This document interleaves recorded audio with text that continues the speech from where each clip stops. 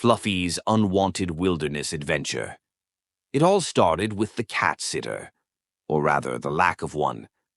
My human, in their infinite wisdom, had planned some harebrained weekend camping trip and assumed I'd be left behind with the nice lady who feeds me extra treats when she thinks no one's looking.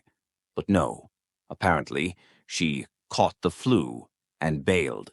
"Guess Fluffy's coming with us," my human chirped, grinning like they'd won the lottery. Before I could even process the insult, I was unceremoniously shoved into the cage of doom, also known as my travel carrier. Camping. Me, an indoor cat going camping. The closest I get to nature is licking condensation off the window while pretending to stalk pigeons. This was a betrayal of the highest order. The drive was a nightmare, trapped in a carrier while the car careened around corners like it was auditioning for a demolition derby. I voiced my displeasure loudly, my melodious yowls echoing like a chorus of misery. My human kept saying, "It'll be fun, Fluffy." Oh, sure. Fun like a colonoscopy. We arrived at what they called a campsite, but I called ground zero for bad decisions. It was a field, just a field. Grass everywhere, no walls, no ceilings, and the sky stretching out in all directions like some terrifying void. I bolted under the car and refused to come out. My human thought they could lure me with treats. Nice try. I'm not a peasant. When night fell, the real horror show began. Crickets chirped like they were hosting an insect rave. Something rustled in the bushes, and an owl let out a menacing hoot that practically screamed, "Dinner is served!" My human, oblivious as always, zipped themselves into the tent and drifted off to sleep, leaving me to stand guard like some feline Rambo. Then it showed up. A raccoon. Fat, scrappy, and with an attitude that screamed, "I don't pay for dinner, I steal it." The creature was rifling through our cooler like it was auditioning for a heist movie. "Hey," I hissed, puffing myself up in a futile attempt to look intimidating.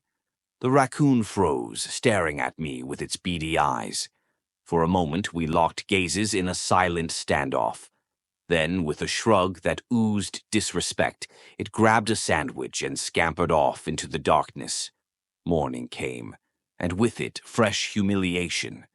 My human decided I needed exercise and strapped me into a leash. A leash. Do I look like a Labrador? "Oh, we're going hiking, Fluffy," they chirped, as if that would soften the blow. I resisted with the enthusiasm of a cat being asked to take a bath. Dead weight, dramatic flops, even a hiss or two.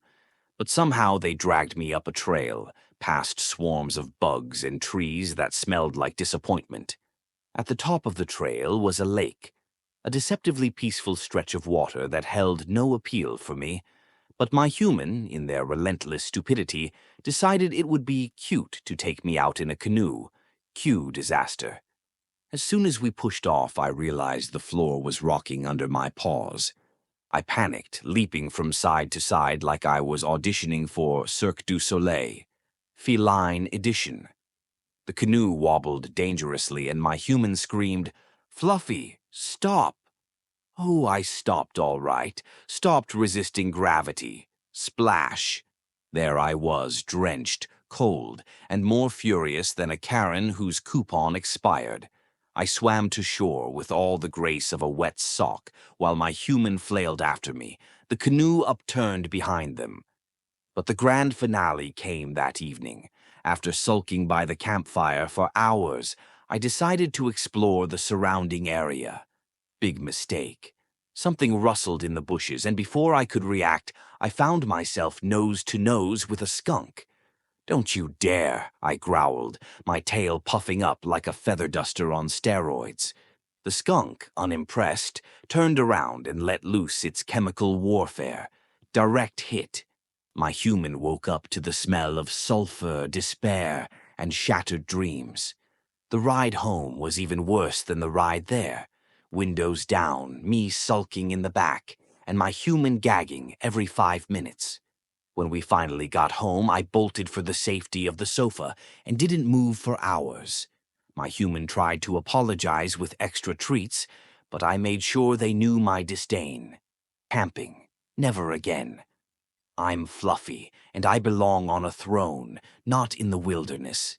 And if my human ever gets another wild idea like this, I'll make sure they regret it. After all, revenge is a dish best served cold, like the stare I've been perfecting all day.